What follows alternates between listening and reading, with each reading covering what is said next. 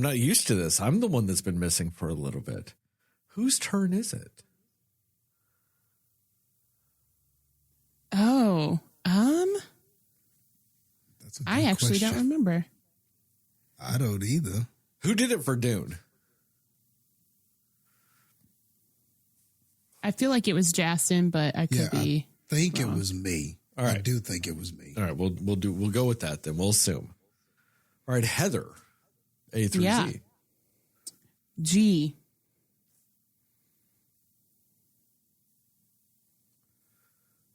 What the fuck am I supposed to do with G, Heather? Be creative. What about R? Is that better? I honestly, I'm very unprepared. Everything's been crazy. I'm in a different room than I normally am. If you're watching us on YouTube, you're like, where the fuck is Sterling with a weird alien painting behind him? I am in the Happy Corner studios for the other podcast I produce. I'm sitting in Timmy's chair in Timmy's little setup. I'm not using most of my gear. This isn't my mic. This is my mixer. I do have my mixer. But this isn't my mic. These are my headphones. My computer's over here and not typically where it is. I don't know what the fuck's going on, guys. I'm not prepared. What the fuck has happened in news? Are you giddy about P. Diddy? Giddy. Good one. What's happening with P. Diddy? That was a bad choice of words. You don't know what's happening with P. Diddy? Is he going to jail? Probably. Okay. Yeah, I don't know what probably. for, but I saw something where someone was like talking about. He's going How to jail funny it'll for be. probably everything. Oh. Name a law. That motherfucker probably broke it. Just any of them. Name a single law. He's being charged with it, most likely.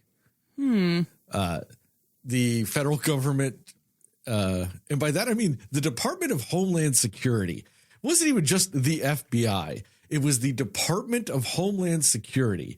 You know, the people that go after terrorists.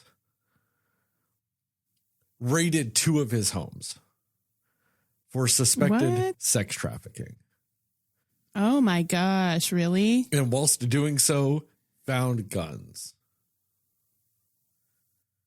Yes. And then all of a sudden, and apparently I had just missed all of this.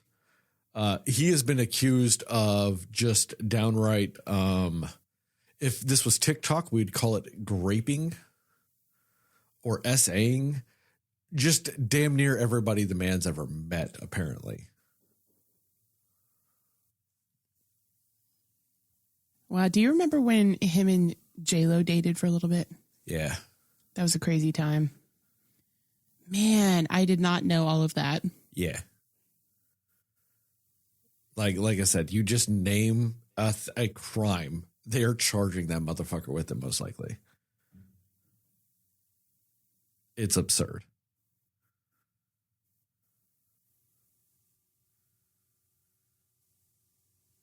So, yeah.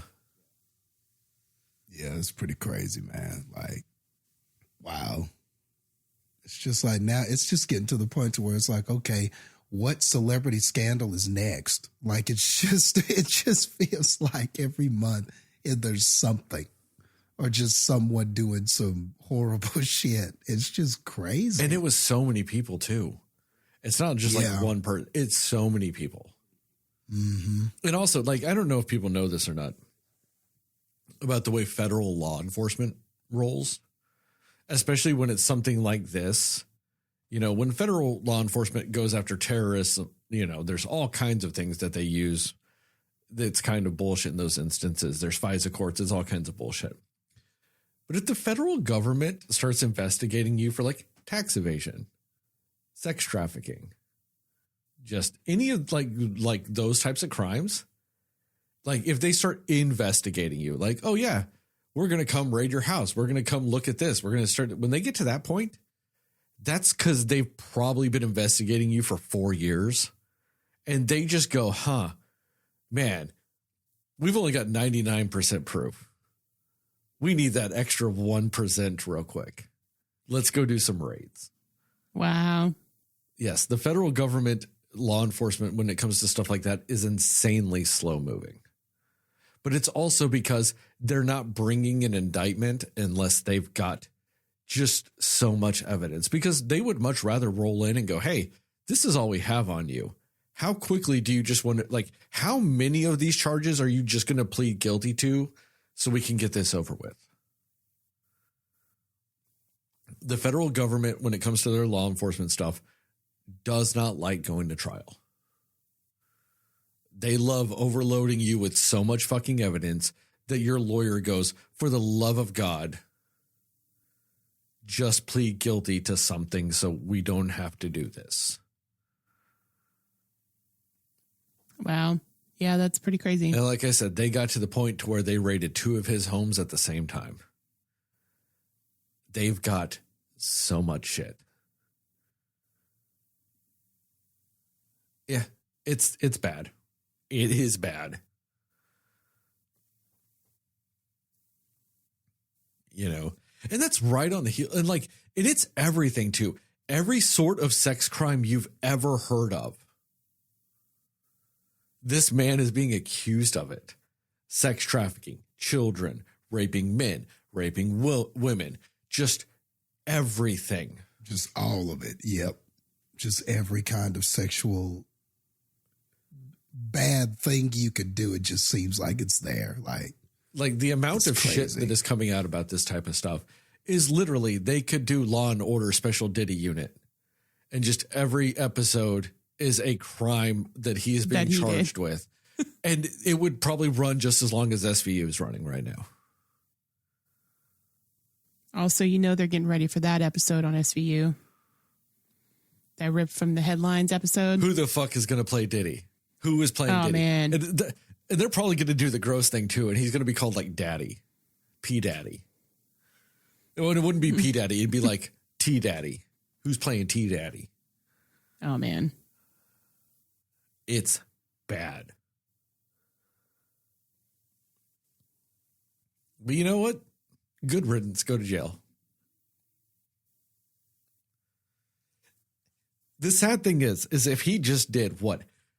0.1% of all the shit he's being accused of, he is still a monster. Like, it is bad.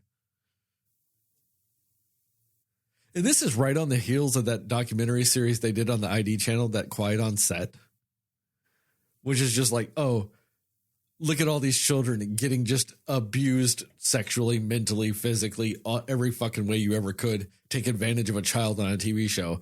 Here, we're going to do a real quick documentary on that. And it really is like that meme of like, Diddy's just going, hold my beer. You want some sex crimes, I'll drop them on you. Yeah. And that Quiet on the Set, that was rough. That was rough. But then I heard about Diddy and I was like, damn. What? Yeah, it's been a rough week for me because I watched Quiet on the Set. With people, yeah, but what the fuck is it with people from the 90s that have a 1-letter first name with just a last name that ends with Y being sex pests? Because you've got R. Kelly and P. Diddy. Yep. It is bonkers.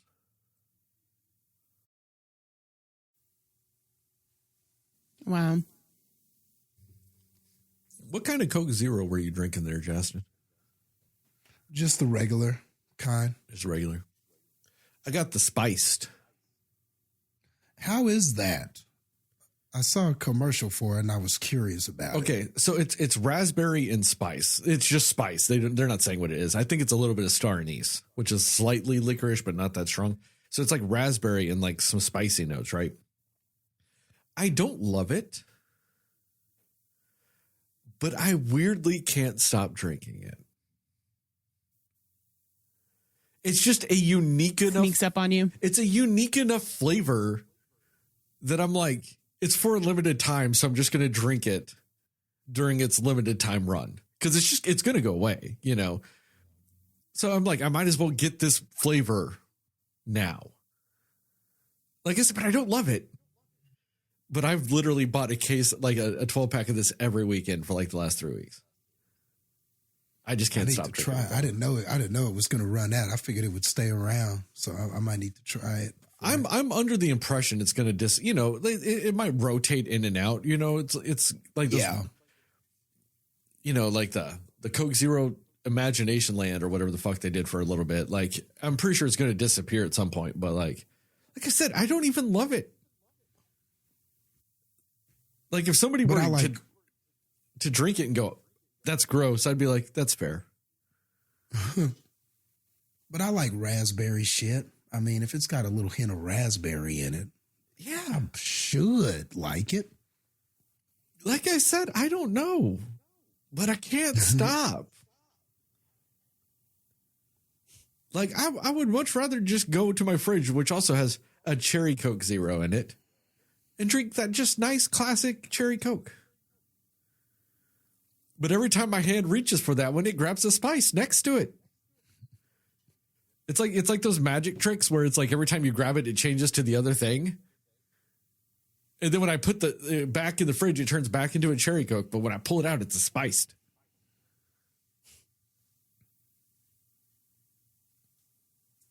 I guess you're just feeling a little spicy right now. You just be on the spice. Just a little bit of a spice man. Don't bring that Dune 2 bullshit to this, Jastin. No, fuck that. But also, on the spice. But also, how the fuck did like every theater chain ever fuck up that obvious cross promotion of get your Dune 2 popcorn bucket and a Coke spiced and watch Dune? Yeah, they did miss How that. did Coca-Cola, and it's not, I don't blame AMC for that. I blame Coca-Cola for that. It came out like a week after Dune 2. Yeah, it's a missed opportunity. I should have jumped on that. And it's not like it was a surprise thing. It's not like they were like, oh, they had spice in Dune. We were calling this spiced. Oh, it would have been great. That book came out in the 60s. The shit's been called Spice. And this was part 2. They already had part 1 calling it Spice. Come on. Coke, you fucked up. You could have had Timothée Chalamet drinking one of these on the fucking red carpet. Apparently that's how you actually say his name. It is actually Timothée or Timothy or something like that. Timothée. Yeah. But he's like, if you call me Timothy, that's fine. He's like, it's what, but man, you could have had Austin Butler sounding like some weird bald Skarsgård Elvis hybrid fucker drinking a spiced. Yeah. And you put that in Zendaya's hand? Yeah. Everyone's going to buy that, She could have She'll done wear a for dress that. out of it. She could have done for is... that what Taylor Swift has done for Diet Coke.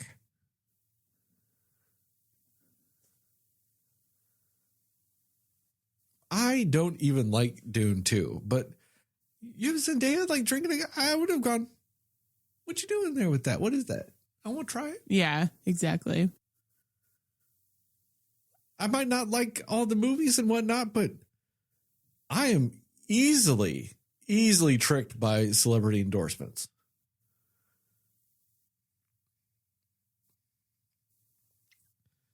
I mean, I still wear, like, when I wear tennis shoes, I still wear essentially strictly Adidas because of like Run DMC.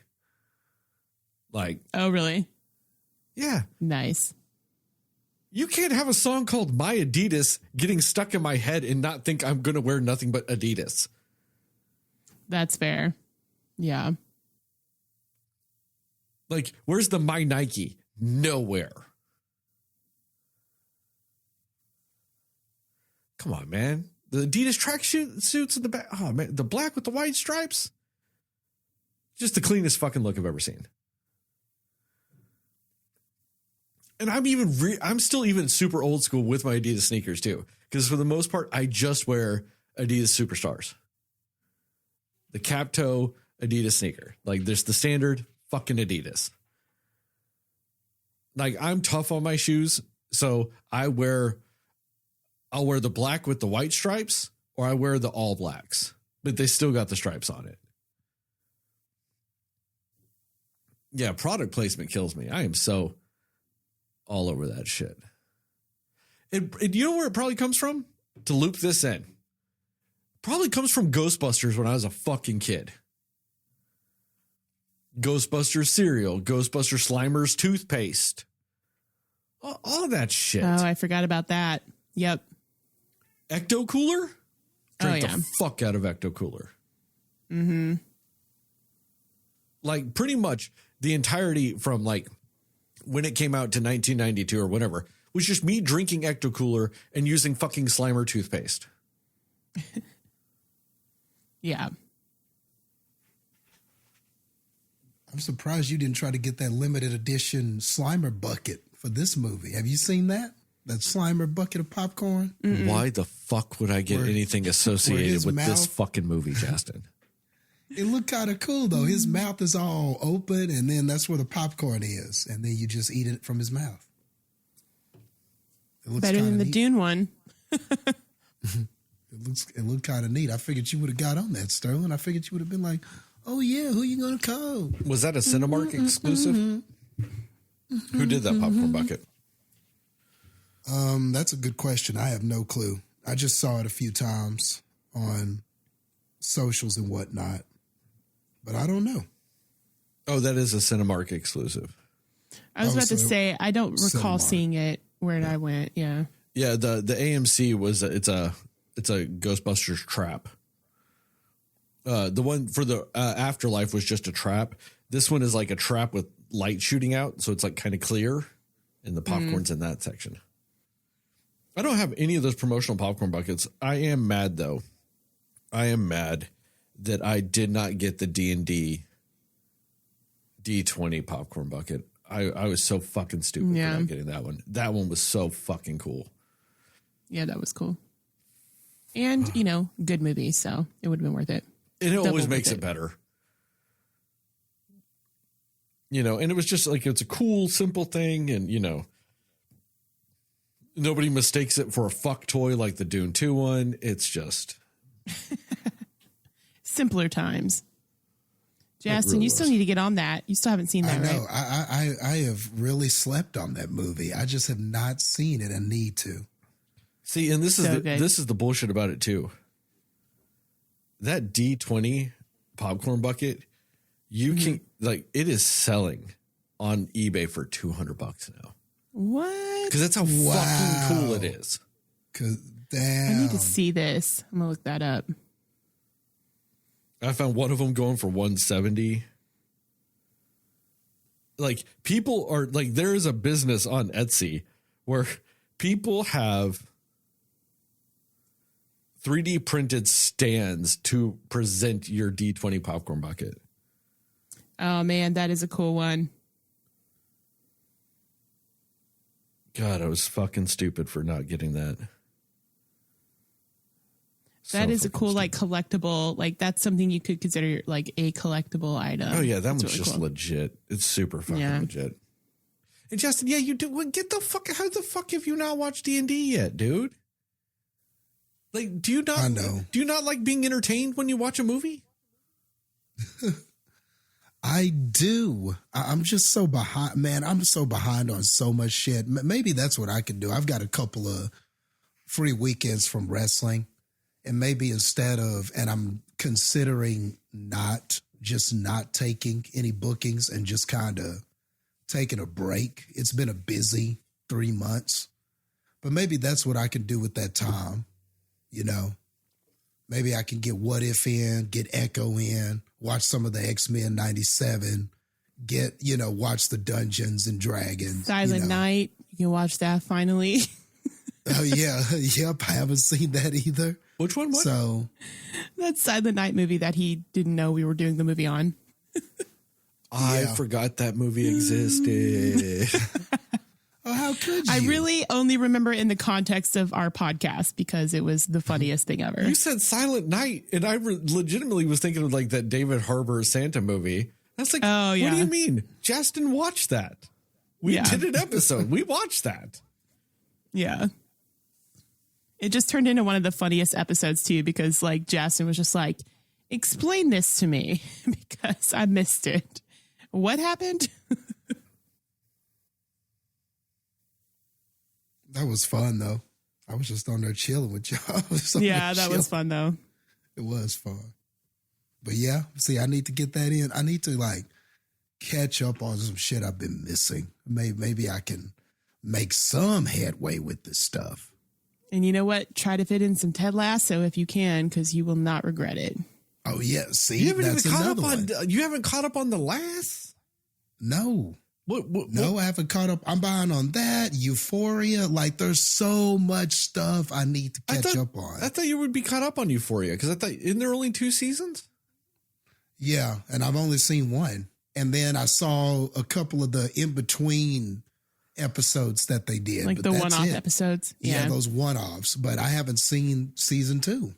I'm Which I behind think on that. my favorite episode of Euphoria was that holiday special one with Coleman Domingo and Zendaya just sitting in the diner the entire time talking. That was the best episode of Euphoria ever. Yeah. Yeah, that was pretty badass. I don't know. I haven't seen it. You would enjoy it. It's Coleman Domingo. I think you'd really enjoy it. But That's another thing that I need to catch up. Like, I'm so behind on like the stuff that I like. Well, if you don't get to Euphoria, it's fine because I think they delayed the release of the third season again. Like, at this point, they might as well just not even do another season, you know? But yeah. See, and I get it because that like really segues very well into what I was going to talk about next, it's really funny the way I'm doing this because I'm about, like making an announcement type of thing. And it explains the last couple of episodes without but it comes out after all of them. So it's like if they catch up, then they find out why. But no, yes, episodes are insanely delayed right now. We're recording all of them still. I'm slow releasing them because I'm finally in the process of getting divorced. Like paperwork's filed, all that shit. I'm moving out of the house I'm in. That's one reason why I'm up in this room because most of my podcast shit's all packed up. And, so I didn't have anywhere. That's also one of the reasons why I wasn't on the last 2 episodes is I was doing all that shit. It's packing because this house is also being sold. The house I live in is also being sold. So it's like packing and cleaning and getting, and helping getting all that ready. And then it was like I've worked, I think, 57 hours the last couple of weeks too, on top of all that. So like, it's just been kind of hell. That's why I haven't even been on the episodes. I haven't even had time for any of that shit.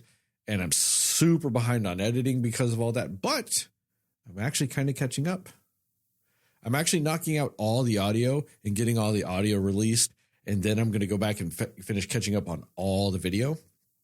So just to kind of help get more shit out there. And then, but in a couple of weeks, I should actually be in a new place. I should be actually back to being stable again with all that. And everything should be popping out at that point. You probably won't be able to tell I'm in a new place, really, because I'll go back to having a black curtain behind me, all that stuff. So I'll just look like I'm in an abandoned room like you guys. I'll go back to that. But I'll have my uplights, I think. I'll have my uplights. But yes, that is why I am upstairs in the Happy Corner studio, because all my stuff's packed. So this is a podcast studio for another one. So I just, I'm co-opting it for a little bit. It worked out then that you have this room. Yeah. And I had to be here for Ghostbusters. Yeah. I wish I wasn't back for this Ghostbusters.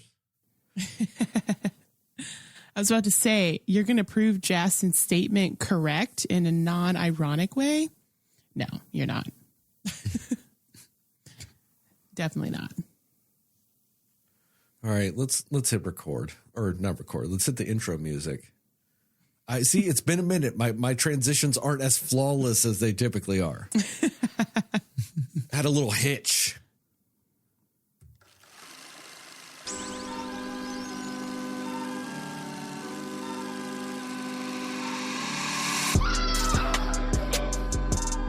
Somebody will listen to me. Nobody knows anything but you. All right. Are you ready? Yep. Come on. Cinema Slayers.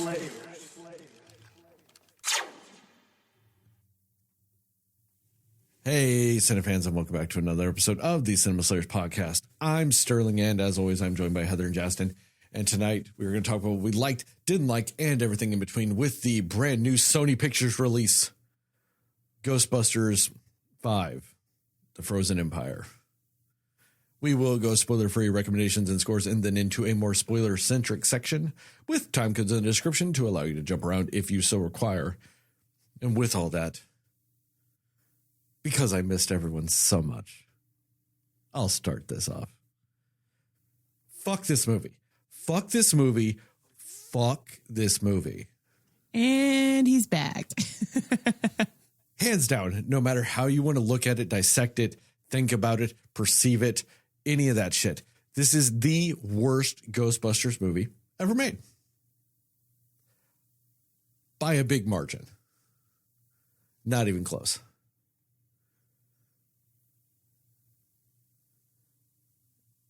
This movie is for people that hate Ghostbusters.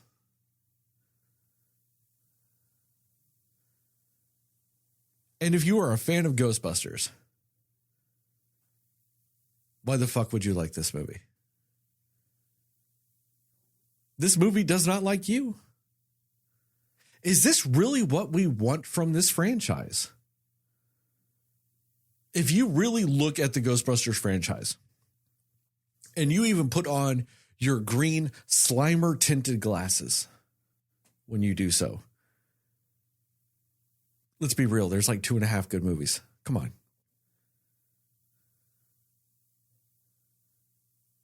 Like, is this really the direction you want this thing going?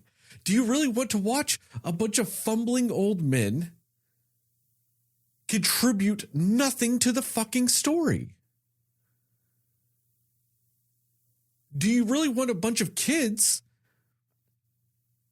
contribute nothing to the story? This movie has no less than 87 cast members in it, and 2 of them do anything. They introduced 42 new people in this movie, and they did nothing. And then they brought back 37 people. They did nothing. What is this doing? What is this franchise? This is going nowhere. In fact, I argue it's going backwards. Once again, we saw Ghostbusters Afterlife. You know, Ghostbusters 1.4. Because it's just the first movie all over again. And then they went, how do we fix that? Or how do we spin off from that? How do we proceed forward from that? We do Ghostbusters 1 mixed with the real Ghostbusters, the animated TV series. That's what we're doing now? Because that's what the fuck this was. Right down to the design of Ice Gozer. Because I'll be damned if you want to give that guy a different name. That's fucking Gozer again. But he's ice, and he's got some horns. Tell me that did not look like any of the fucking ghost monsters that they released toys for from the fucking animated show in the early 90s. Because that's what the fuck that was. It looked like just a typical ghost fucker.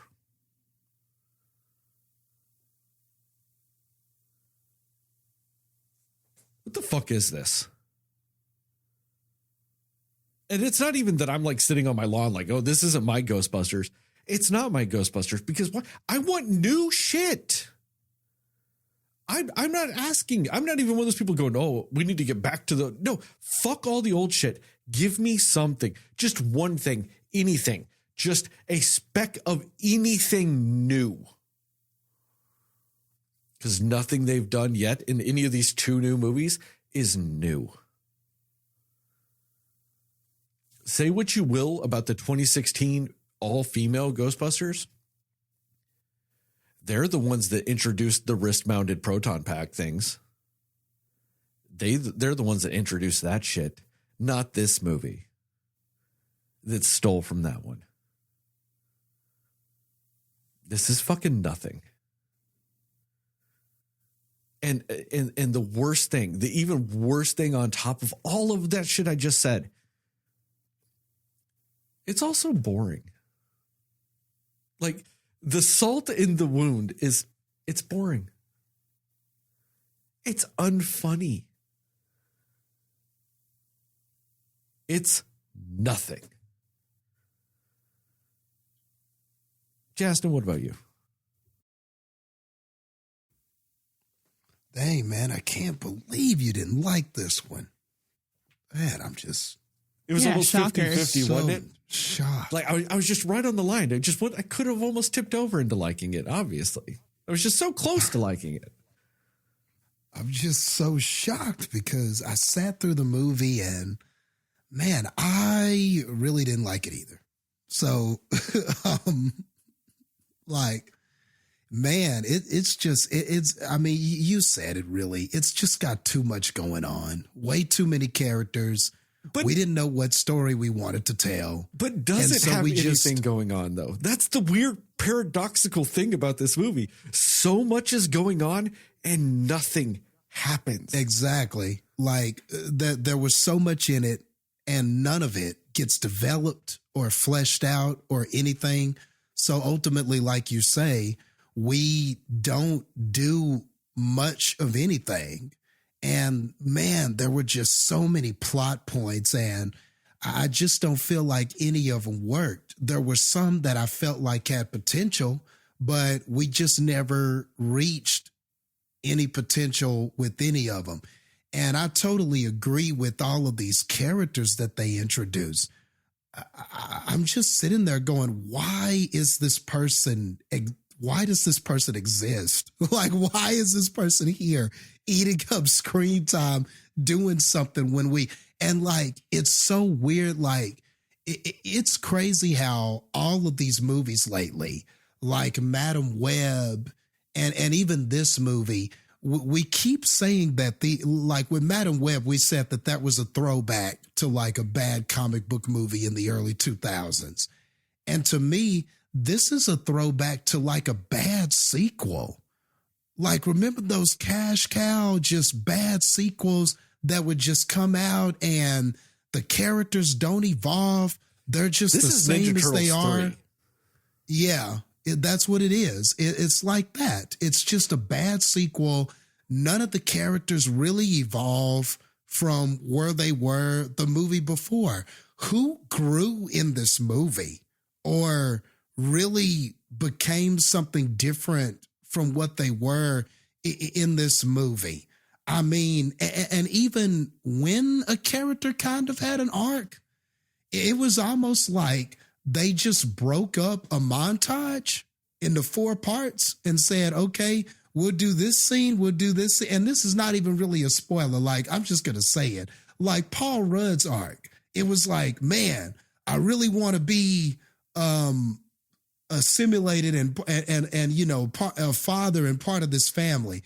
And it was almost like they said, okay, we need a scene where he says his mission statement. Then we need a scene where it's hard. Then we need a scene where he does something and lands and makes an impact. Then we need a scene where he's accepted. And that's exactly what it was. Well, you forgot about the scene where he thinks there's an emotional connection, but there's not. Oh, yeah, that's in there, too. Yep, go ahead and add that one. But that's what it was like. It was like, we don't need to develop this at all. We just need those 5 scenes, and therefore we have an arc. And it just doesn't work that way, man. You got to develop. You got to cultivate, man. You can't put a seed in a microwave and get a tree, man. Not anymore, man. This is 2024. You got to let that shit grow, man. You got to put water on it. You got to let the sun, like you can't get a tree this way. You just can't. And I felt like that's what this movie tried to do constantly.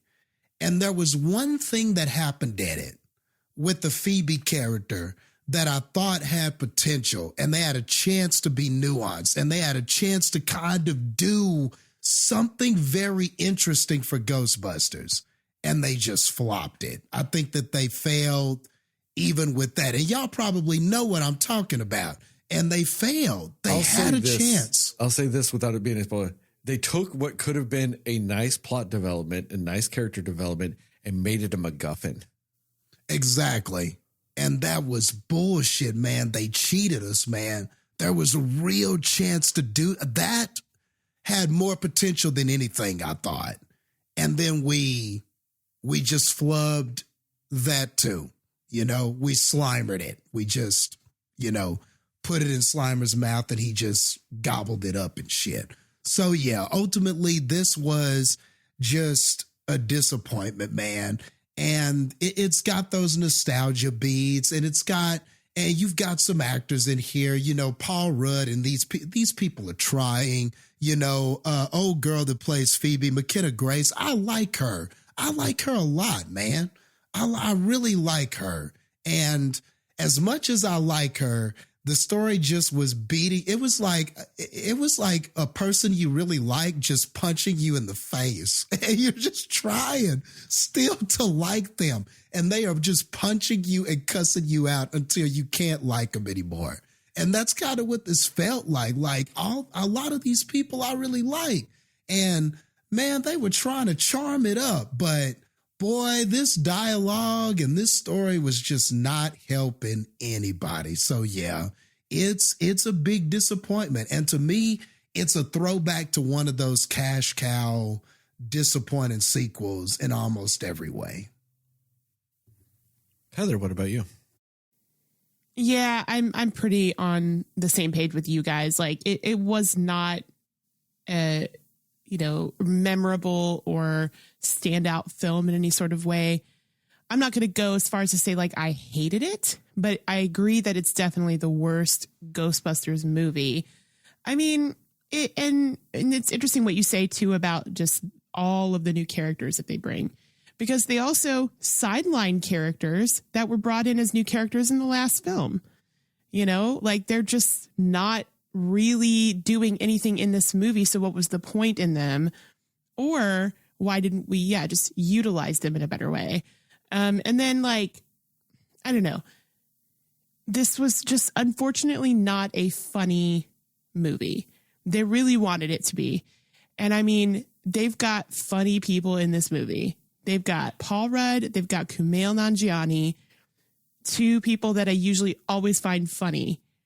And again, I don't think it's them. I think it's just the way this movie is written that just kind of takes the funny out of anything that they say, which is a really hard thing to say because I love both of those guys.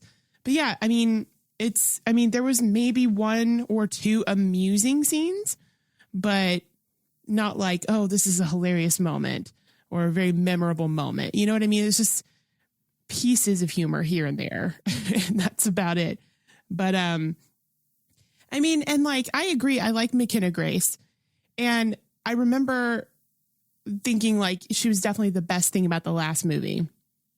And in this one, it's this weird thing of, I think that she was the best performance in this movie, but I don't necessarily think that she was the best character in this movie.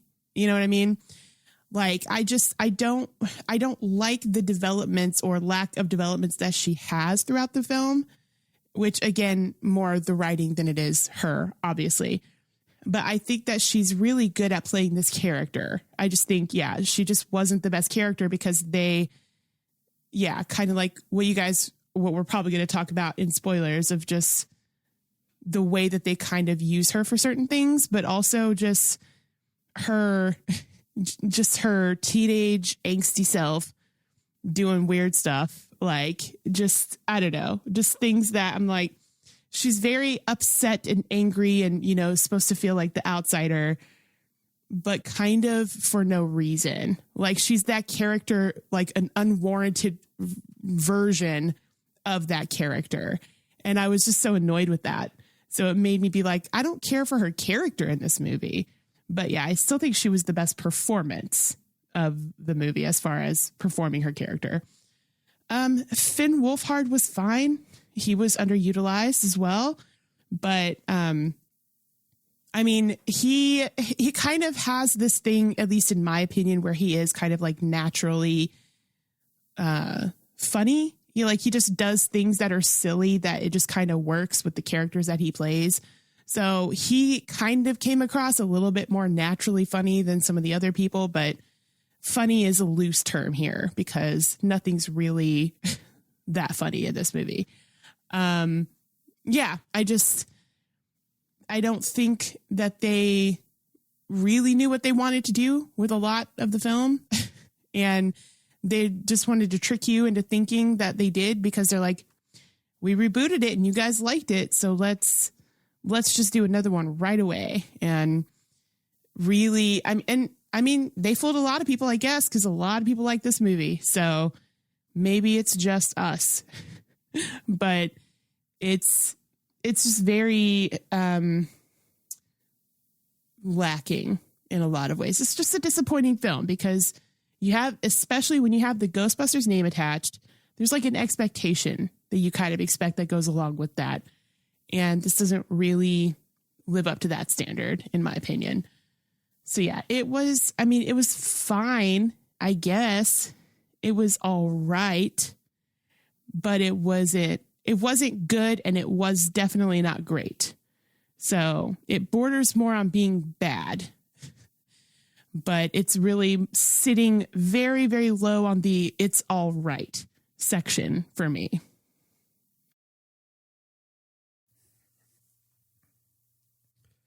I do not think it's a coincidence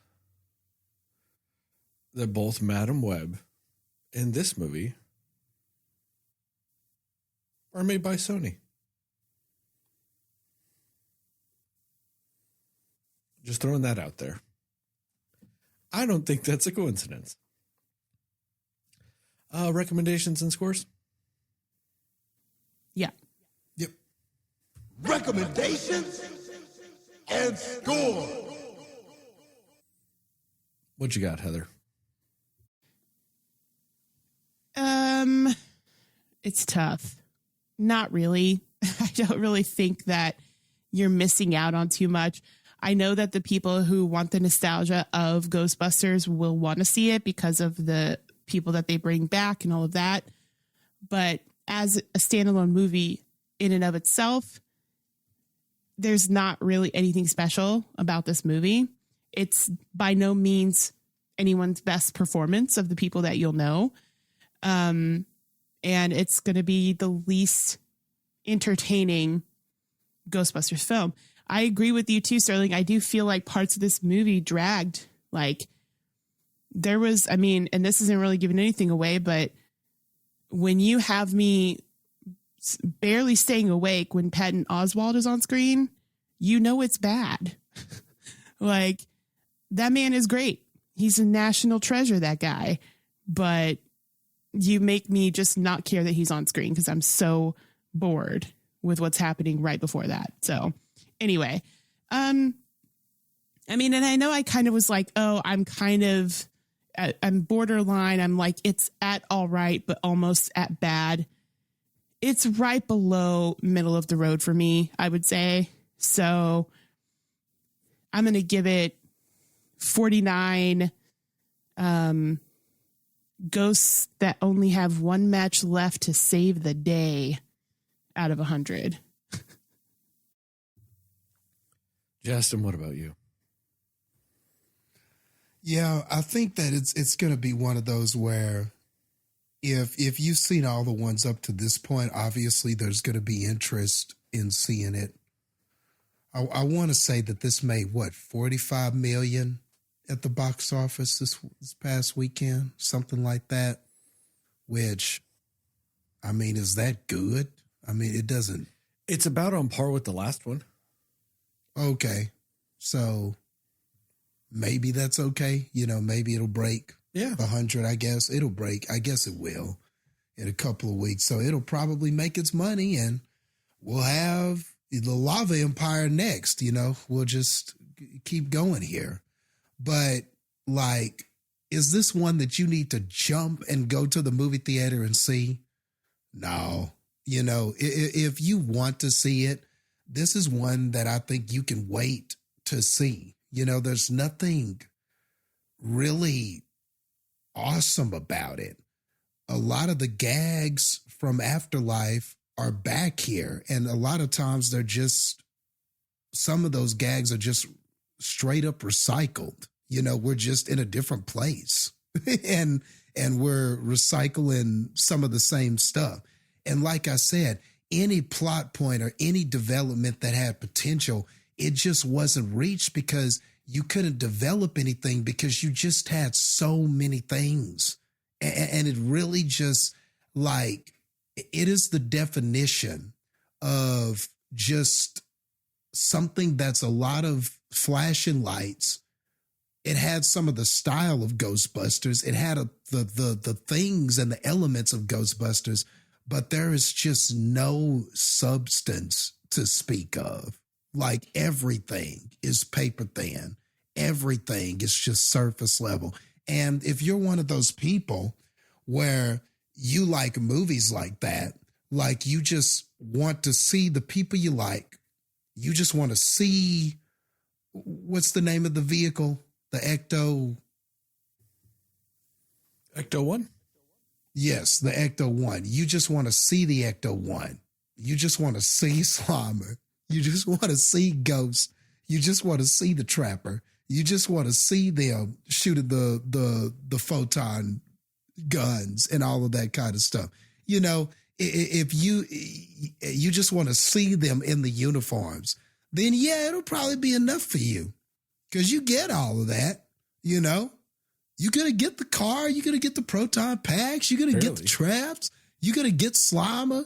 You're going to get everybody in the costumes. You're going to get everybody suiting up. You're going to hear the Ghostbusters theme. And if that's all you need, then, oh yeah, it's perfect for you. But if you are anybody that likes a story or wants characters to develop, or you want to see something interesting to make you care more about these new characters that we've introduced, and you wanted to walk out feeling like, oh man, I love what they're doing. This is going to go on. This is going to continue. This will allow Ghostbusters to just continue in a satisfying way for years and years. I don't think that this does any of that. I don't think it answers any of that. I don't think it gives you any kind of confidence of that. This just feels like something that you just think will eventually sputter and we'll be back to the drawing board trying to reboot this again. It feels like Ghostbusters, it might become one of those franchises where we're rebooting it because we just can't figure out anything substantial that will last. That's what it feels like. This is the Jurassic World Fallen Kingdom of it all, essentially. This is the Jurassic World, what is it, Dominion. Oh, the last one is what the one I meant. Yeah. Yeah, Forgotten Kingdom was the other shitty one, which was Ghostbusters Afterlife. Yeah. The Dominion, the most recent one. This is that one. You're bringing back the old characters. You're trying to like make some things work and they just don't work. You add things you don't need to add. Like, what was it that they had? The locust. Oh, the Jurassic locust. Yeah. Like when you first said it, I was like, is that a good comparison? And then as you were talking, I was like, damn, it is a good comparison. It's all the new people, all the old people, and a bunch of bullshit. Yeah, trying to like make it a good thing that works, and it just nothing works and nothing's actually happening. And I'm so mad at how dumb they made the doctors in Jurassic Park with like they couldn't even get out of the locust room. Like I still am so mad about that. Like, it's the worst thing I've ever seen. And the funny thing is that there's inklings of that in this movie too, where you got the old characters arguing and what they're saying is just dumb. And you're like, why are these people talking like this? They're doctors. They've seen it all. They're veterans. Like, why are they even talking like this? And then there's a part even where the characters themselves go, why are we doing this? And I'm going, exactly. Why are you doing it? I didn't understand.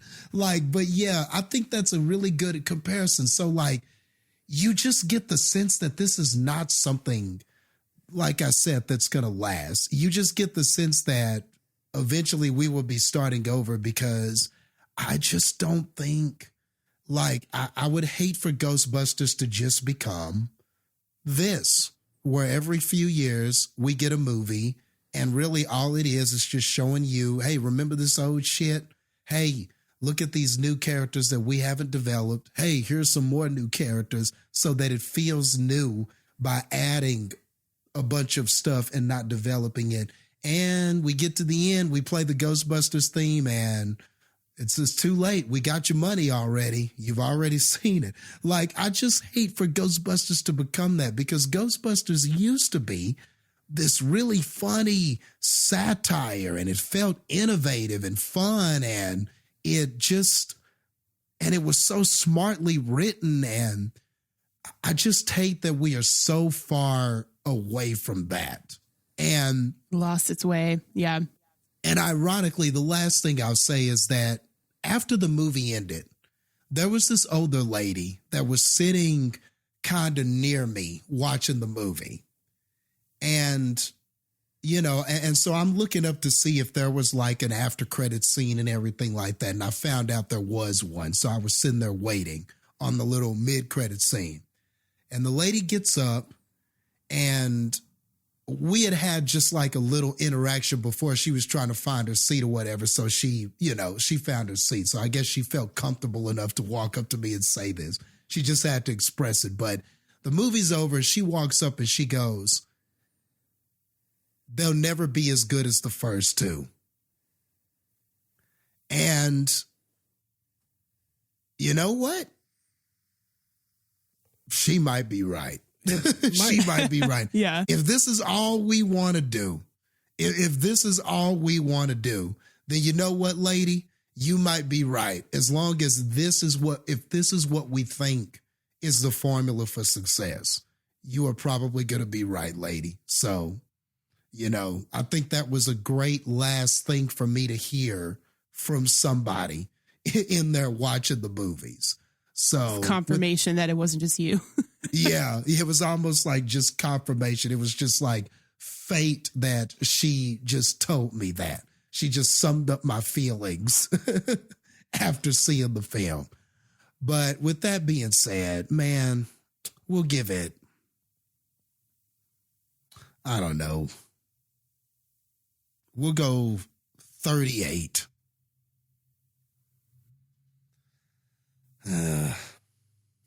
38. Why the fucks is this movie out of 100?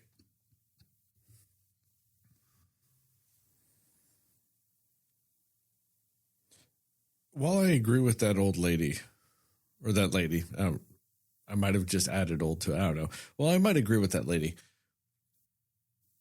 The reason why that makes me sad is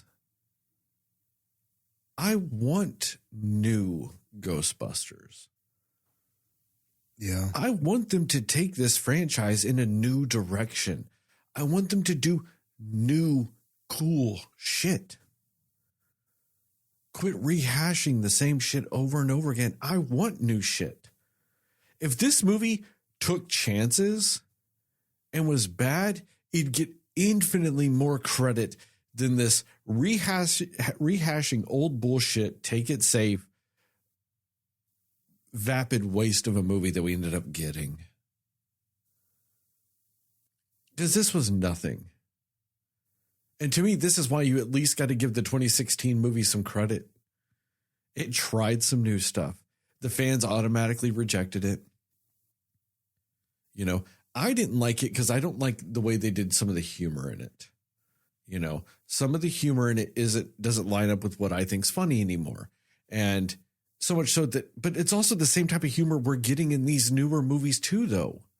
I think they just kind of leaned into it a little too much, like these ones are.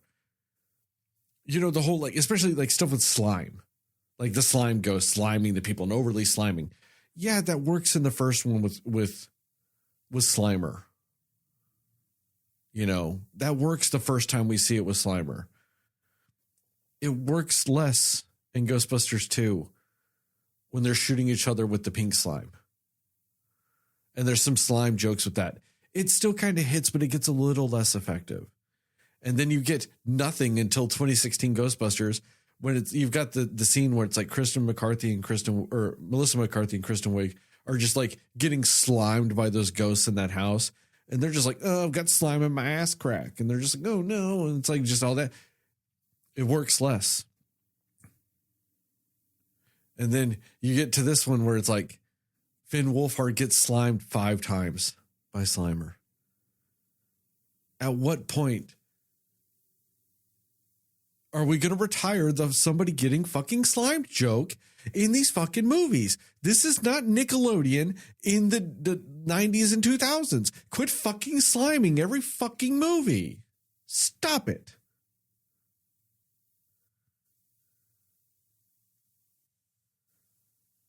And to me, that's a microcosm of the problems of this fucking movie.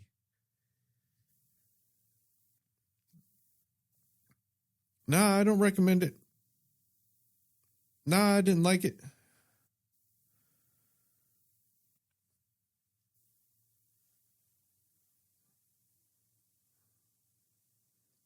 I'll give it 9. You know, I guess out of 100. The effort is unmatched. Official Cinescore is a 32. Nice. God, that seems so fucking high. Spoilers? Yep, let's do it. Yeah. Spoilers.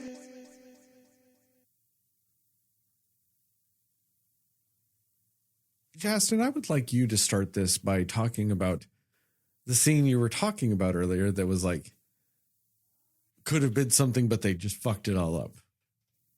Because I really think that's a good starting point with the problems and fuckeries that come with spoilers in this movie.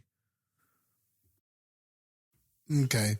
So just to make sure we're all on the same page, you know what I'm talking about. But I'm sure you knew what I was talking about. But it's something that could be like deep and personal and character defining and emotional and all of these things, and it just becomes the cause and effect of the rest of the movie.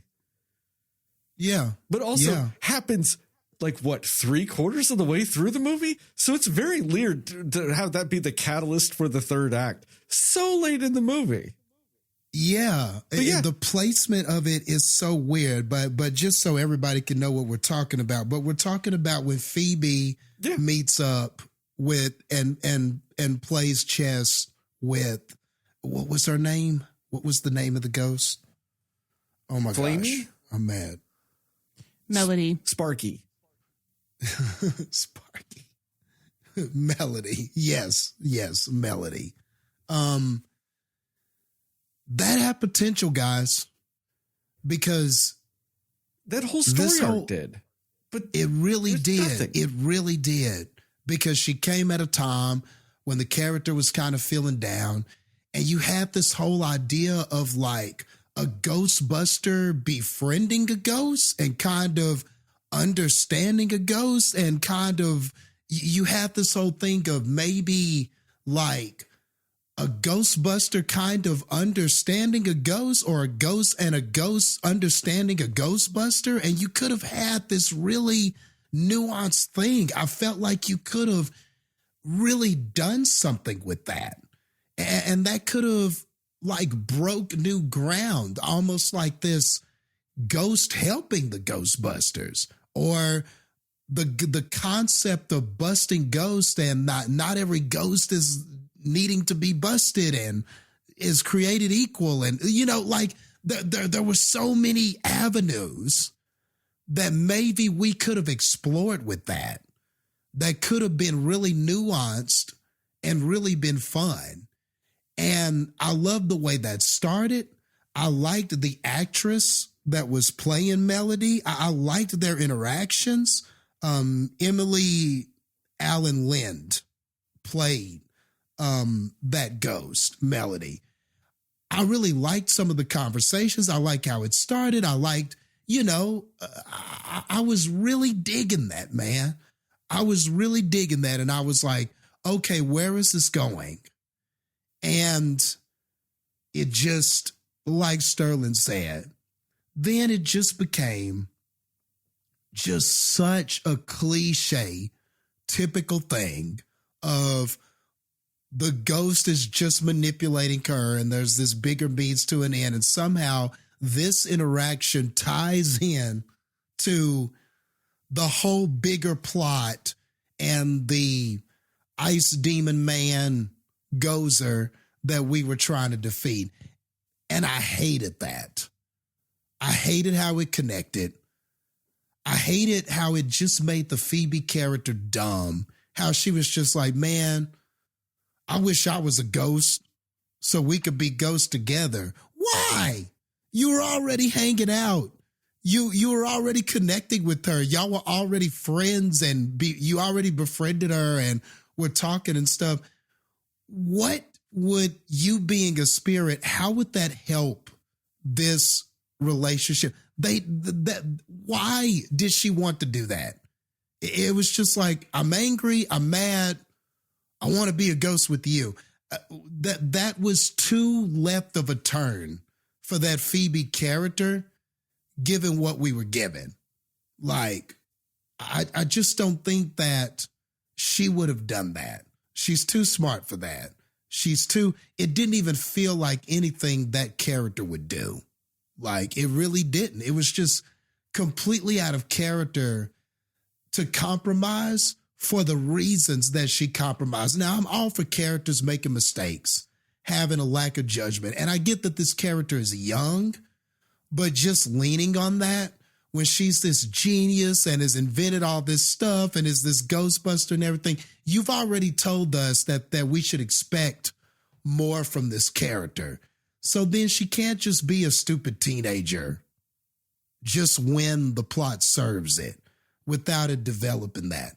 So that was just very disappointing, man. And I just thought that story had so much potential. Yeah. And the thing is too, is there's a lot of potential with it, but like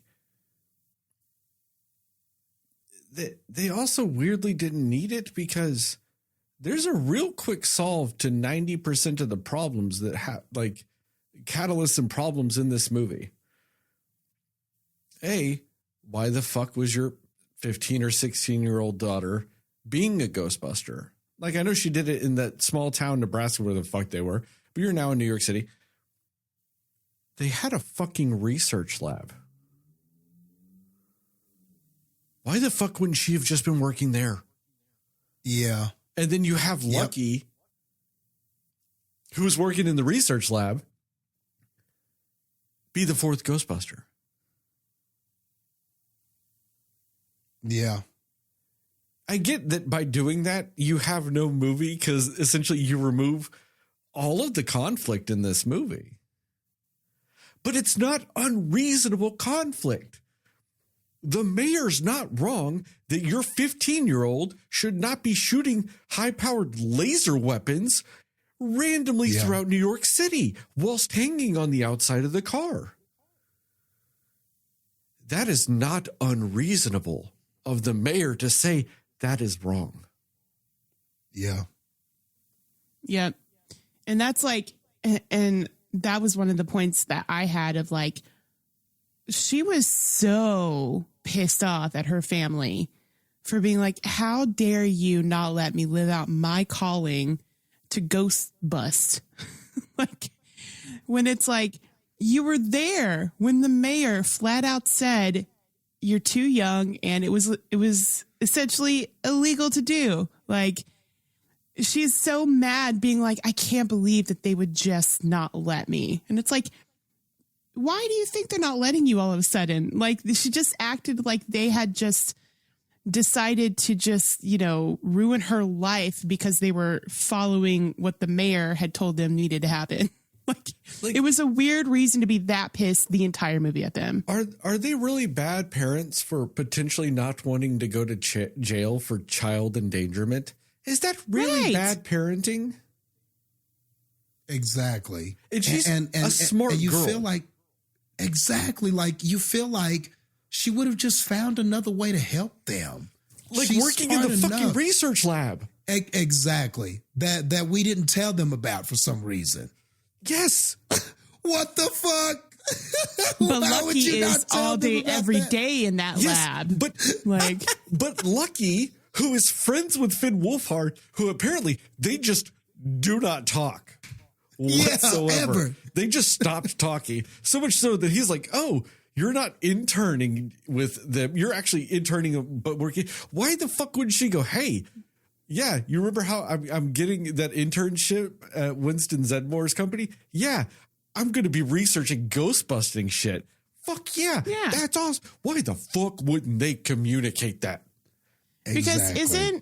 if I'm not mistaken, like she was not in any way involved with ghosts or anything until this family came along in the previous movie, right? Yes. But she's suddenly like running this lab. Like, Yeah, what? she's lab assistant number 1.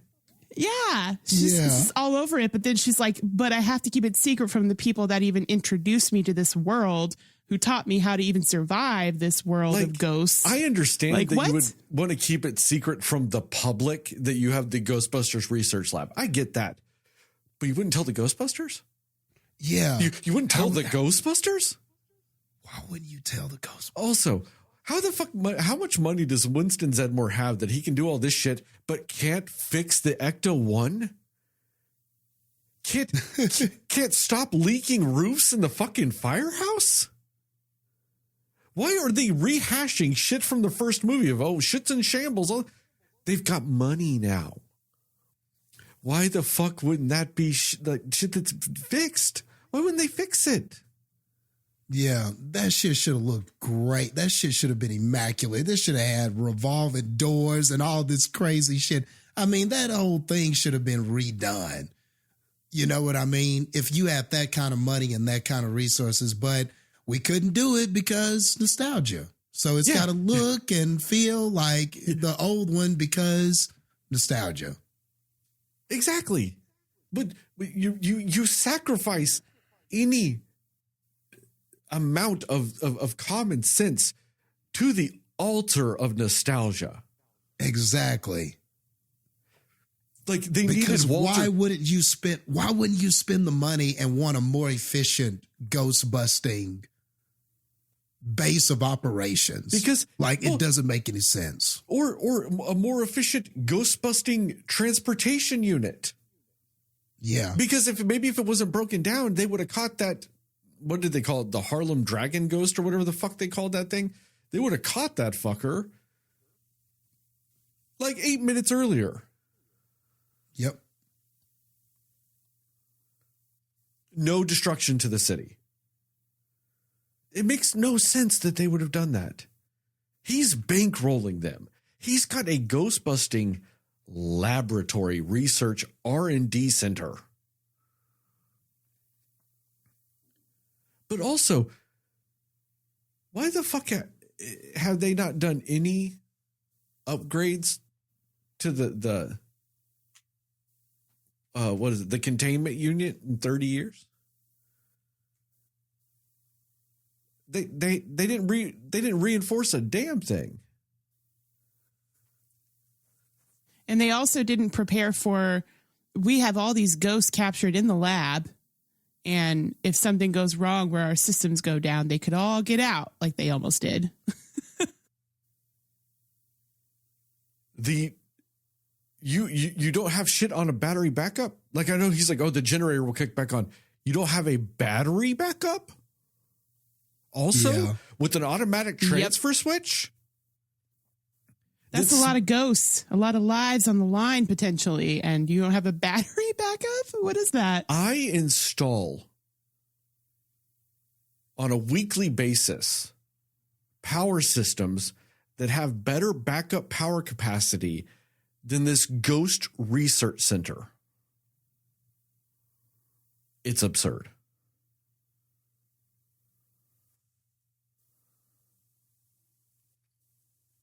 Like, but yeah, just why wouldn't you put Phoebe in the research center? That would have been the perfect place. Like, but you needed Walter Peck to be the villain. Why did you need Walter fucking Peck to be the fucking villain? Because in what universe does some random EPA agent become the goddamn mayor of New York City? And also, why is Walter Peck still weirdly holding a grudge against them? Obviously, his life has gone well if he went from being in the EPA, fucking up everything, getting covered with marshmallow goo because he almost destroyed the world by, helping release Gozer and all that shit. He's now the mayor of New York City. Obviously, shit's gone at least decent for the man. Why is he still holding such a grudge? Because at what point... Let it go, man. Like, at what point does he not realize he fucked up? He pulled switch. Ghost got released. That there's not much more of a evidence of you fucked up than you press something, shit happened. Like there's no more direct correlation than that. Like, alarm wasn't going off. He pulled down a lever. Alarm went off. Ghost explosion. Obviously, he fucked up. Now, I get why he would have issues with the Ghostbusters to the degree of obviously that was not a safe and secure containment unit. So why wouldn't he make them?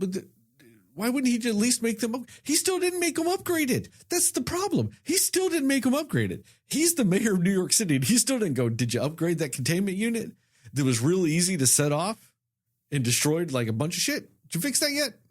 No? Fix it. But like all this shit, like all this bullshit. Why? All that shit. Why? So they could recreate the ghost escaping sequence from the first movie? Again. They did it again, Jastin. I don't think you understand. They did it again. Like the exact thing again. Exactly. I'm actually surprised they shot new footage because of how much it was the exact same thing. I know. They should have just recycled it. Saved a little bit of money. I'll bring back that song too. It's magic, magic, magic. Yep. The fuck was this? Jastin, they brought in the Ghostbusters cereal and toy commercials from our world and made it canon in their world.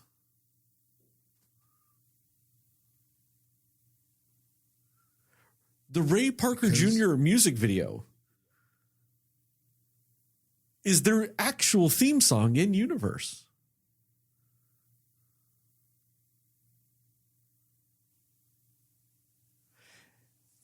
Heather, do you remember in Ghostbusters Afterlife when everybody's like, ghosts aren't real? What are the Ghostbusters? We don't know any of this shit. You remember that? Yeah. Because they were acting like there was no footage whatsoever of anything that happened in New York in the late 80s. Yeah. Why did they have pictures and video of the Empire State Building walking around? But people don't believe it. Right. That's a good point. Yeah. What the fuck is this world that they are creating? They decided by the day what they wanted to do. They were like, let's put in that Statue of Liberty.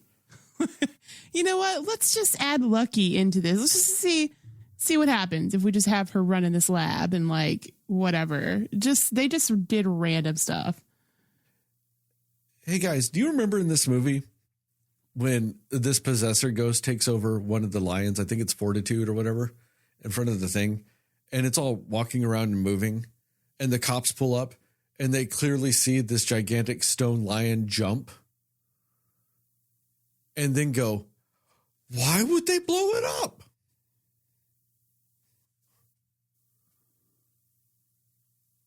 You remember that?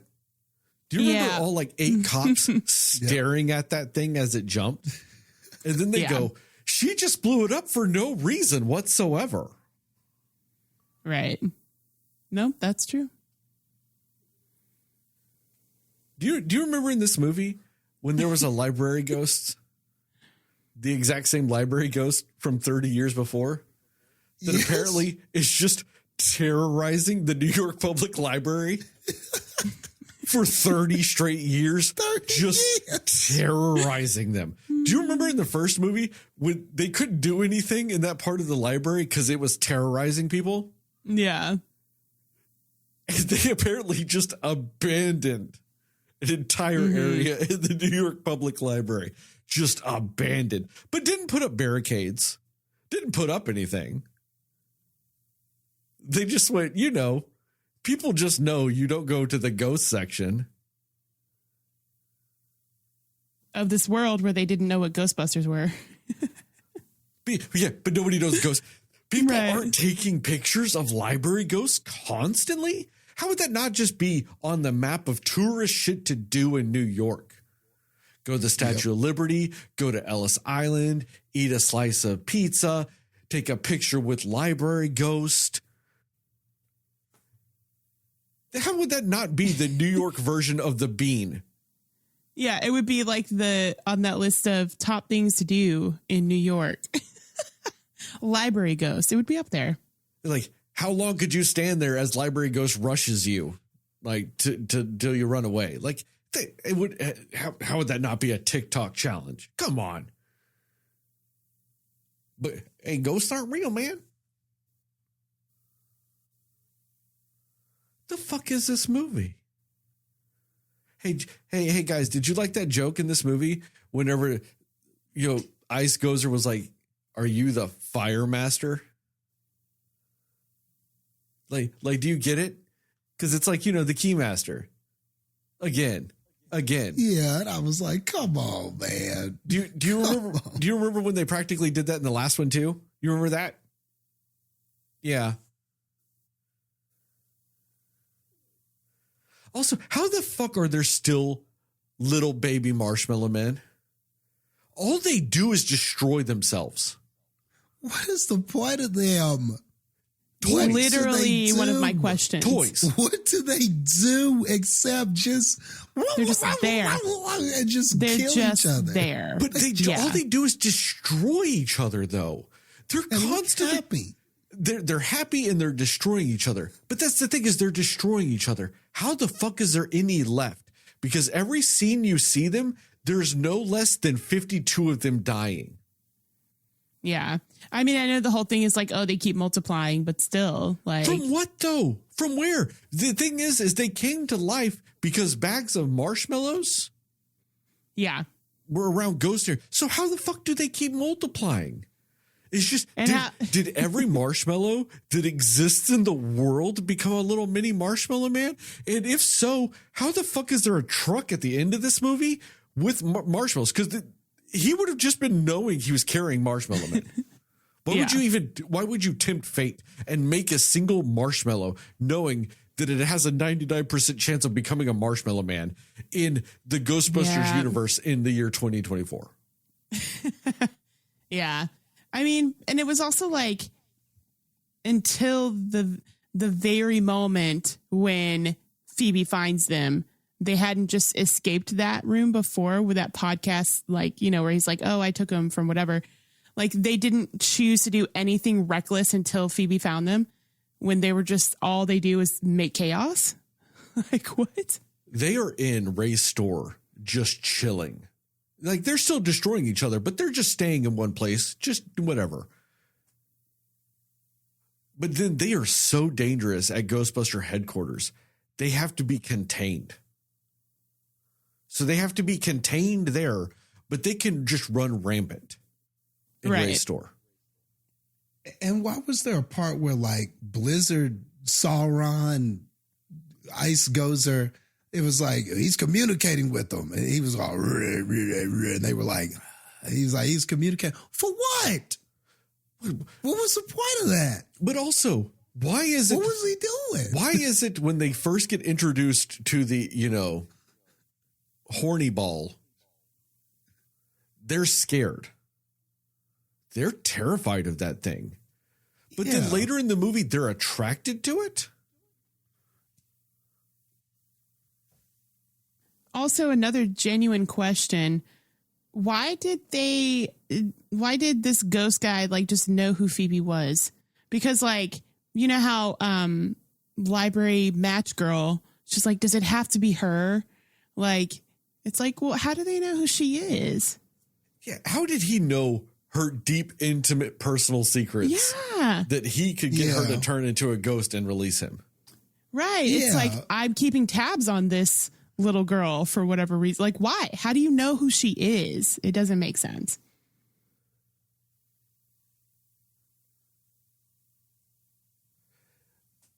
How did Phoebe cut one of the fire poles to get the brass from it? Yet everybody can slide down the poles because they're not cut. Am I the only person that noticed that?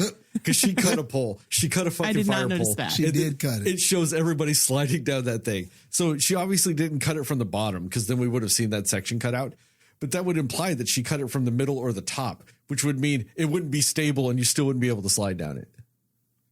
But also, like, I was distracted by, like, why did nobody else do what she did with her proton pack? If it's like, oh, if we add the brass, it's like he's like, good idea. She's the only one who did it. If that was going to be the thing that helped, because she's the only one that could stand against this thing. Why did nobody else do the same thing? And also, why after I thought they were. Like, I thought everybody was going to have the pack. And I was like, what happened? I thought we augmented the packs. And then I realized, oh, it's just her? I'm assuming because she's the only one at the end that got any, like, traction with she was getting the only him, one with right? the green laser. Yeah. So it's her. But also, why after she did that, did she know that she should go down to the basement to talk to Firestarter? Why? Ghost intuition. I don't know. But also, how did she know Firestarter could do anything? Because the movie didn't imply that she had magic fire. She was just on fire. Yeah. Yep. No, that's true. Yeah. And she's just like, match. Here you go, Firestarter. Also, how the fuck did Kumail Nanjiani's character literally get good all of a sudden? Like, that whole thing, though, well, I slightly was okay with his chemistry with Finn Wolfhard. That was kind of some like a fun energy they had. But it's also a lie. Because, like, Finn Wolfhard's character is like, when Kumail Nanjiani is like, why can't you just want to not do anything? And Finn Wolfhard's character is like, exactly. Finn Wolfhard's character was legitimately doing things the whole movie. He was showing all kinds of initiative and thinking and planning and he was doing stuff. They just kept saying, "Oh, but you're a lazy teenager." He wasn't doing anything lazy. Yeah. He might have been the only one just always actively trying to figure stuff out. Yeah. I mean, he set a damn good track for Slimer. That was what, because he looked at the ghost, recognized a pattern, recognized behavior, and set a trap. And they're like, oh, he's just dumb and doesn't do anything. He's lazy. When old mom over there is like the lazy one, because she's like, you're an adult, right? You do it. Like, she's just on her phone on the couch, but we're supposed to believe that he is the lazy character. And like, I get that could have been the joke, is that she's calling him lazy when it's her. I get that could have been the joke until that Kumail Nanjiani segment where he's like, but it's great to be lazy. And Finn Wolfhard's like, yes, that's me too. No, it's not. That is not what you were doing. You were doing shit. And you always want, and that's the thing is he was the whole movie, he's asking for more responsibility. He wants to drive the car. He wants to do more. And you're just saying, no, you're lazy. You know what lazy people don't do? Ask for more responsibility. Yeah. So this movie has that weird problem of it's telling you one thing because all the words are saying Finn Wolfhard's lazy. But the whole movie, he's just not. What the fuck is this doing? I genuinely believe Jason Reitman hates the Ghostbusters. Because there's not a single ounce of love of the Ghostbusters franchise in this movie. Outside of the love that Ernie Hudson obviously has for himself, because that man takes care of himself. Yeah, that man is self-care goals for sure. I want someone to love me as much as Ernie Hudson obviously loves himself. Like, and it's that good love. It's that good love. It's not toxic love. He takes care of himself. He loves himself and wants himself to be the best himself he could be.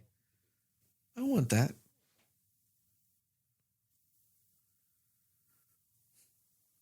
And also, why the fuck are we bringing back Slimer, really? What the fuck was this? Why was Slimer living in literally just a junk food trash heap? What did that actually do? What was that? Why does a ghost need shelter? Was Slimer in this whole movie just so he could eat the possessor ghost whenever it went into the pizza? Was that the sole reason Slimer existed in this movie? Yes. I'm convinced it was. Yes, that is it. Hey, do you guys remember when James Acaster was in this movie and didn't do anything? What the fuck was that? What was his character?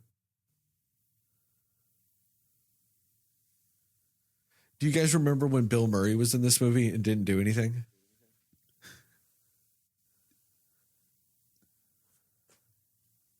Who played the mom in this movie? What was her name? Carrie Coon. Hey, guys, do you remember when Carrie Coon was in this movie and didn't do anything? It's crazy.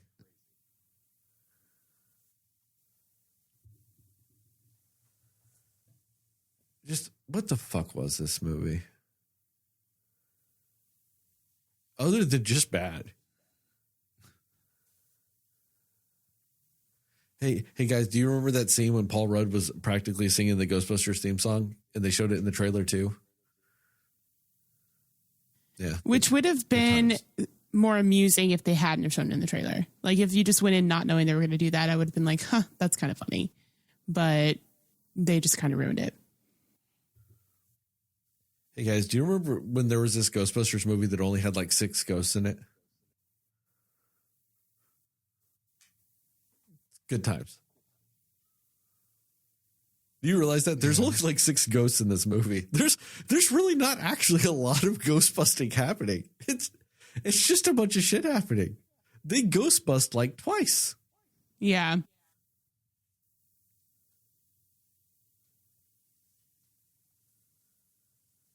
And I get that like the Phoebe character is supposed to be like emotionally raw and like feeling out of place and all of these things, but like she also walked into a diner and just shot out its wall and then left.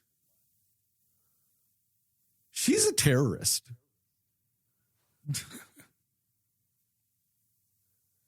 It's insane.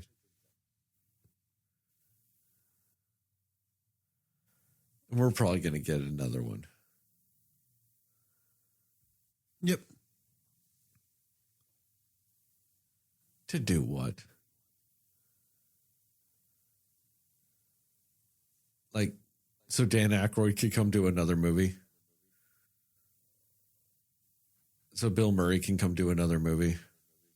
Of course. And also, can they quit acting like Bill Murray didn't get a production shut down because he was just sexually bothering an actress? Can we just like pretend like, you know, that happened because it did and not just ignore it? That'd be fantastic too.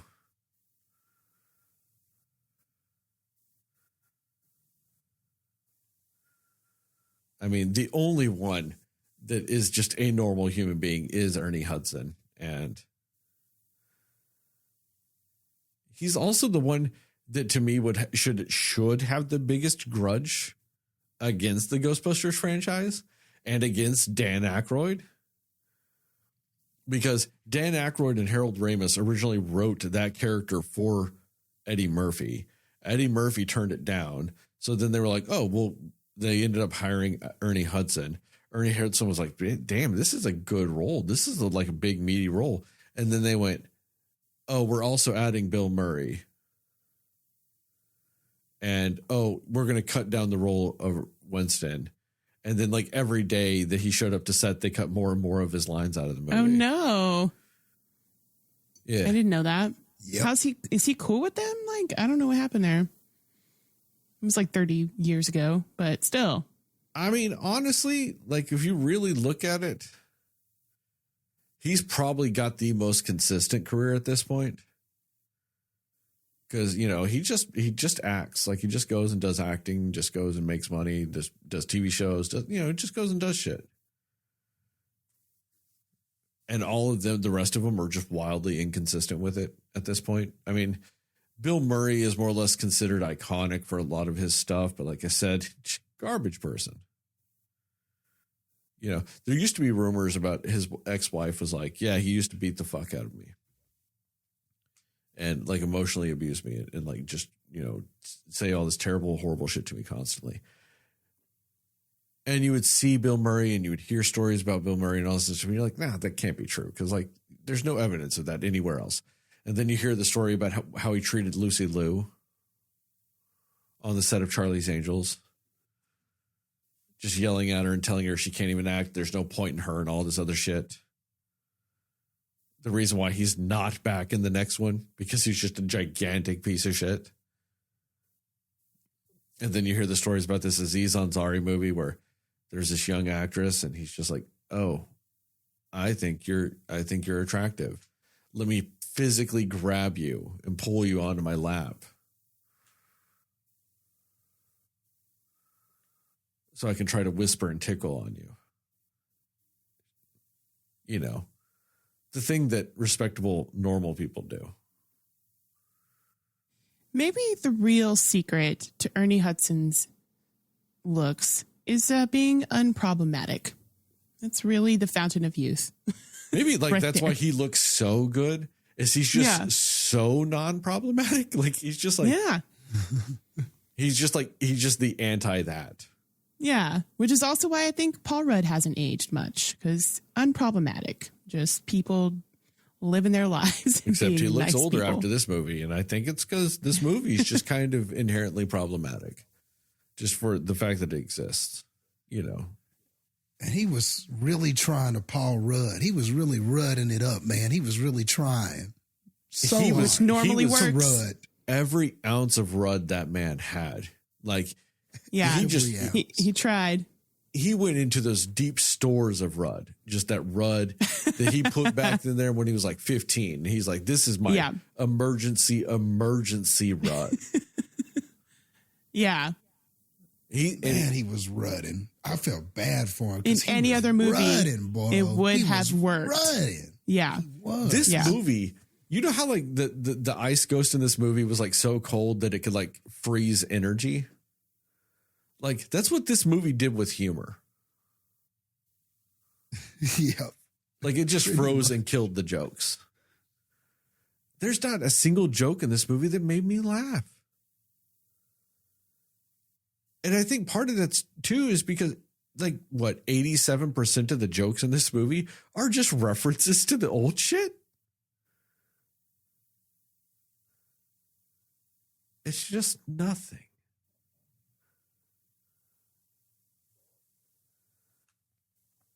God, Sigourney Weaver is so fucking smart for staying away from this shit. You know, part of me was like, man, maybe Rick Moranis will unretire and maybe make a cameo. Nah, motherfucker, stay retired. Unless they roll up to his house and go, hey, Rick, here's 10 mil. Just come make a cameo. Yeah. Motherfucker, make money then. I get it. I understand that he's also just a very gem of a person, but yeah. Yeah. The reason he doesn't act, I think, is because he was raising his kids, right? Yeah. Yeah. His wife passed away and he retired from acting to raise his kids. Mm-hmm. And then just kind of never came back. Released a really good country album. Really good. Really? A Grammy award-winning agoraphobic cowboy. It's a pretty good album. Cool. Yeah. People don't know that. I used to have that album back in the day. Came out in like 2005, I think. The agoraphobic cowboy. Yeah. Good shit. Outside that, I'm fucking tapped. I can't have not been on this shit for 2 weeks. I have to come back and muster the energy for this fucking movie. I really, like, you could tell I'm not in fighting shape anymore because I came out the gate swinging. Just like I came out trying to get that first round Mike Tyson knockout. We're in like round 5 or 6 now. I'm fucking gassed. I got nothing left, coach.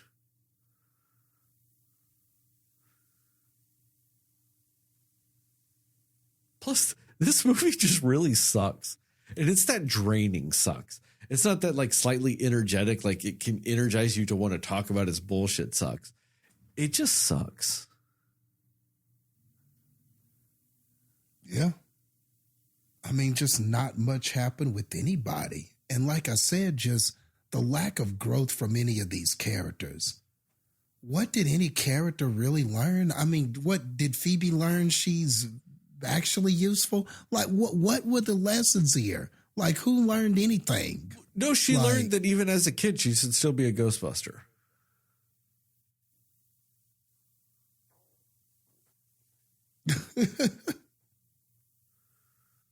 Yeah. She learned, who cares what the mayor says? Basically. She learned, then like Finn Wolfhard's character learned that if they call you lazy, even though you're doing shit, they're still going to ignore all the shit you're doing. But when your sister unfucks her fuck up, even though, did she really unfuck her fuck up? Not really. A lot of people died because of her. Yep. Like, I know they didn't show it when they're doing like all the big ice, like all the ice shards just shooting out of the beach. You know someone died. I'm telling you the plot armor on these people, because like how like so many people would have died of those things. Like the fact that nobody on that beach got hit. What is that? You know someone did. They just didn't show it. They had to have. Somebody died. But also all the ice everywhere. You can't tell me there's not somebody that is like sick and just will die because their body shuts down because of that. You're telling me that the ice is appearing on the road, that somebody's not going to crash into a house or just into somebody biking or anything? Come on. People died because of her. Also, she could learn the lesson of, I'm still a Ghostbuster. Yeah, that's true. Because that's the lesson she learned. I'm still a Ghostbuster. I mean, I think the only people that you see die are the people at the beginning. Yeah, but all those people could die. Mm-hmm. But no one did it now. Yeah, exactly. That's what I'm saying. Like they only showed people dying at the very beginning when it was like the old, at the very beginning, old school. At the very beginning when they don't even actually open the orb completely. Oh yeah, yeah. When they don't even actually open the orb, but heads exploded. But whenever he's fully released, no one dies. Yeah. Come on, get out of here. Wow. Fuck this movie. On that note, let's see if I remember all this. Thank you guys for listening to this episode of the Cinema Slayers podcast. Check us out on the internet at www.cinemaslayers.com. We are Cinema Slayers podcast on Facebook. We are cinema_slayers on Threads, Instagram, and Letterboxd. We are at Cinema Slayers Pod on TikTok and YouTube. Remember, here at the Cinema Slayers podcast, we are pro slut, pro Sydney, pro naked. You, yes, you, Cinefan. You are Knuff. And as we must say, Justice for Chris. They still have not released the deluxe Justice for Chris version of Ironclaw. They have not. And that shit just came out on Blu-ray. We still don't have that Justice for Chris edition. They are still negating that whole ass man.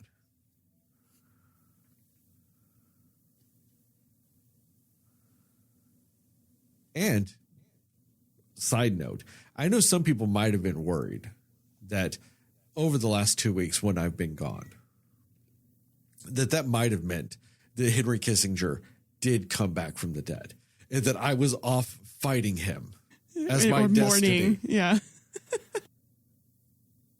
would indicate, because that is my job, is to make sure he does not come back, and that I was doing my purpose in life and stopping the lich that is Henry Kissinger from realizing his goal of the undead army, from all the war crimes he committed.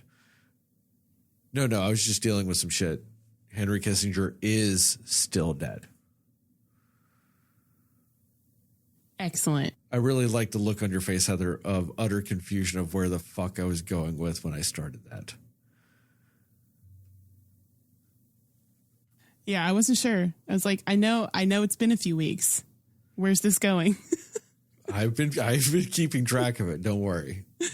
Good. I am very ever happy vigilant to hear that. on Yes. Kissinger watch. I believe it. Shout out to Plug Medio and Mundo Cho for our theme song and logos, respectively. Give us a 5-star rating and review. We'd really appreciate it. Really help us out. I did forget that at the beginning part of this, but I did just remember now. And I don't think I really say anything else typically other than the fact that, as I always end these TikToks, this podcast, and these YouTube videos, just remember, according to Jastin, Ghostbusters Frozen Empire kind of sucks. Did I forget something, Heather? You forgot to say what mothers love. Oh, what do the mothers love? I forgot it. They love Ernie. I love Ernie. Ernie Hudson. Yeah. Ernie Hudson. Ernie Hudson. It's all right. It's all right. We got it in. You're getting your sea legs back. It's fine. I am. I'm getting back in fighting shape. Yeah. Yeah. Just got to get your groove back. I do. Like Yes. Stella and whatnot. You know, just got to get it back. Does that mean I got to go to the Bahamas and find some hunky man to fuck? Is that how I get back into this? I feel like if he looked like Taye Diggs, then you definitely would. I wouldn't necessarily hate that. root for that not to happen to you. I mean, I wouldn't It could necessarily help not with your root for groove. that too. Getting a fucking Taye Diggs lookalike? There are lots of worse things I could do.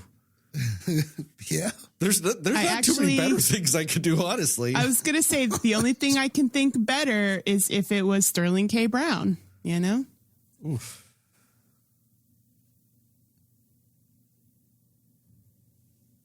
That is a lot of good thinking right there. That's Sterling squared? Oof. It's too much for one world. It is. A Sterling squared. That might see, I gotta be careful with that. That might be just the type of thing Henry Kissinger uses to come back from the dead. Yep. Oh, no. Yeah. Gotta be careful. Ever vigilant. Yes. Yeah, that might cause your soul to separate to the parallel universe and then allow man. Kissinger to come back. So, you know, Yeah. you don't want to pull another Phoebe here. So, Oh, that's where I fucked up. So I've also been trying to figure out what did I miss also that led into what the mothers love. Because I forgot this. Do the tell your family, tell your friends, tell your friends, family, tell your family's friends. Most of all, tell those dear. That's what I forgot. I forgot that whole segment. Because I was Yeah. like, I did forget what mothers love, but then I was like, wait, how the fuck do I transition to that? What else was I missing? Yeah. I missed all that. All the mother talk. Well, the family, the friends' families, and the family's friends. Forgot all Yeah. of that. And most of all, I forgot the dear sweet mothers. Yeah. Sorry, mothers. It's all right. I'm sorry. It's all right this time. All right, I'm out.